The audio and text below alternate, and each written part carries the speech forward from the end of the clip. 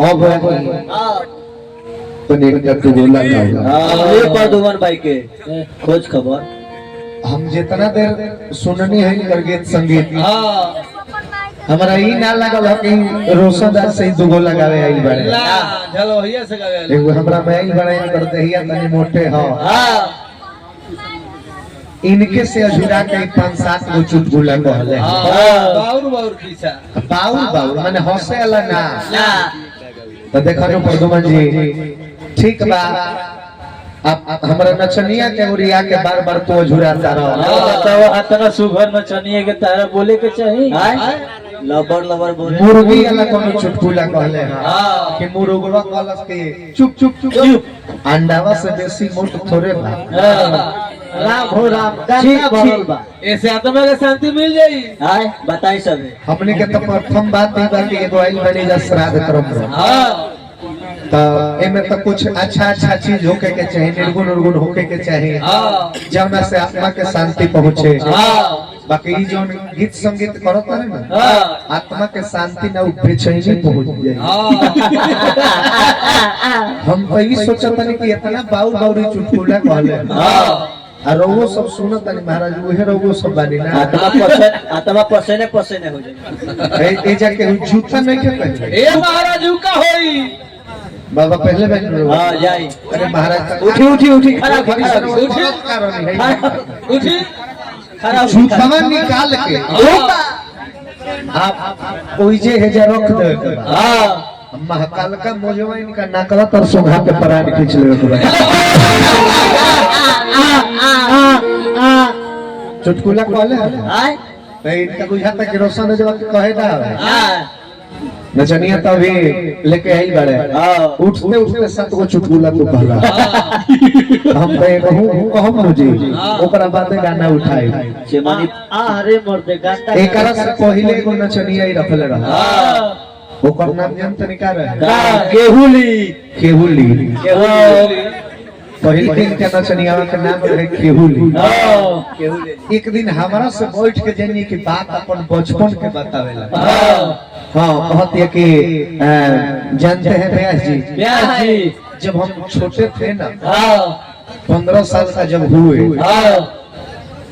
उस टाइम का बात है नचनियावा इनकर छोट रहे 15 साल के तो माई से जाके कहलस कि मम्मी देखो ना क्या है मुझे समझ नहीं आ रहा है मैं जहाँ जहाँ सोची नहीं थी वहाँ वहाँ भी बाल आ रहा है नचनियावा जाके इनकर कहलस अपना माई से कि मम्मी मुझे समझ नहीं आ रहा है जहाँ सोची नहीं थी वहाँ वहाँ भी बाल आ रहा है सापुट में तो देखिए कोनो गार्जियन ना चाहे कि लड़का के गंदा बात बताई कोनो गंदा बात पूछियो दिया सकल लड़का से लथा दिया मतरिया कहलस कि देखो बेटा कहाँ बाल आ रहा है कहाँ कहलस कि मम्मी यहाँ सब जगह बाल आ रहा है मतरिया कहलस कि देखो बेटा यहाँ जो बाल आ रहा है इसका नाम है बंदर और तुम्हारा बंदर धीरे धीरे बड़ा हो रहा है तुम्हारा बंदर धीरे धीरे बड़ा हो रहा है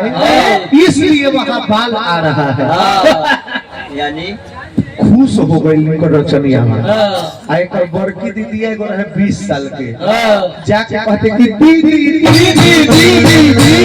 हाय मेरा बंदर बड़ा हो रहा है अब मेरे बंदर पे बाल आ रहा है बंदर के अब एक दीदिया का देख बंदर बड़ा हो रहा है बाल आ रहा है गोलहा फिर भी कितना भी बड़ा क्यों ना हो जाए लेकिन तुम्हारा बंदर मेरे बंदर से बहुत छोटा है क्योंकि अभी तुम्हारे बंदर पे सिर्फ बाल आ रहा है लेकिन अब मेरे बंदर ने केला भी खाना शुरू कर दिया है बुराई भी चढ़ल की ना बोलो 10 गो चुटकुला कहल जाला एगो कहबा तारा 10 गो पर भारी पड़ गई अंडावा से मोट थोड़े बा आई हां ठीक है अभी देख ले कोनो तो उतना मोट होला वेस्ट इंडीज वाला कि 18 घंटा मिली तो एगो होई तो तरी खार खार हो लगा करो तू पाऊ जाओ बात बोले भाई हम देखा फुहर कलाकार हम ना हम साफ सुथरा गाना गावे कहाई ना गाना बुझाता कि बाकी तो हमरो से बोलवा दे का भाव हो अरे कि कवन जाति के हो कौन मजा हो के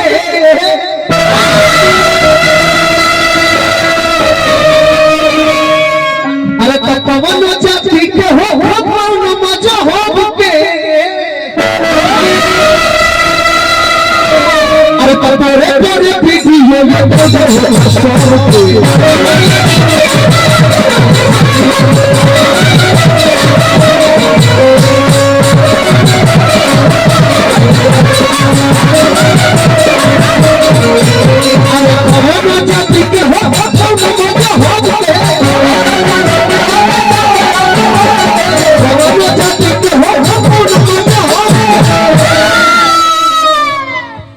पूरे वीडियो रिकॉर्डिंग होता सबके वही जे अरे तो पूरे पूरे वीडियो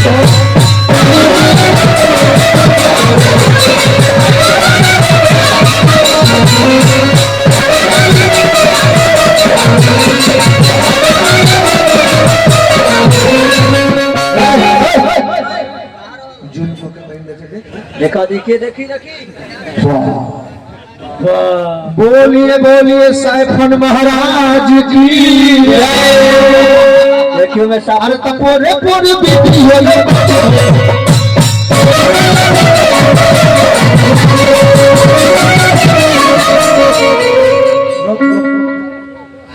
देखी तो साफुट लौकता बोलिए प्रेम से भोमा महाराज की पूरे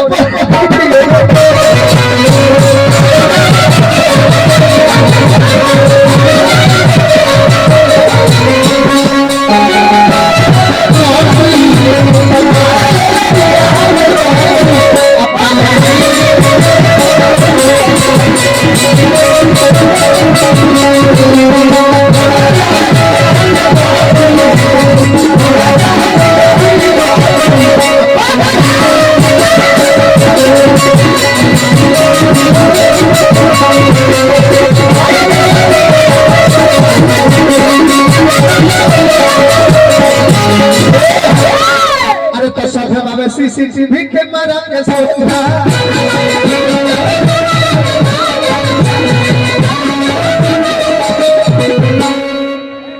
चेहरा नूरानी चुमावा के लत लागल अच्छा। बिल्कुल और हमारे एगो धीरज भैया फरमाइश कइले बाहर गाना सब गाना होई बिल्कुल सब गावल जाई अरे तो सब बाबे सीसीटीवी कैमरा के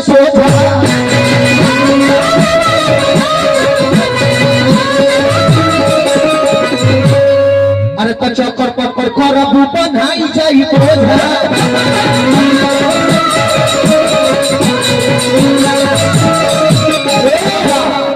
सबे बारे सीसीटीवी कैमरा के सोझा आ चक्कर पकड़ करब बनाई जाई बोझा काहे कि हुनका डायरी में सबकर हिसाब बराबर हो होला अरे कि हो लीला भारी लीला करे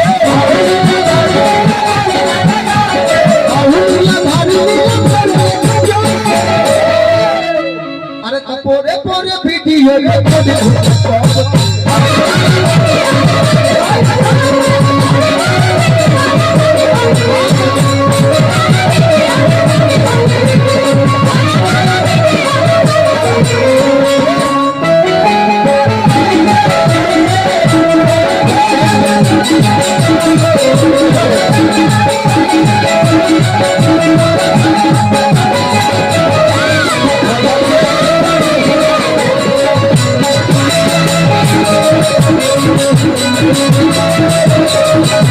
Thank you.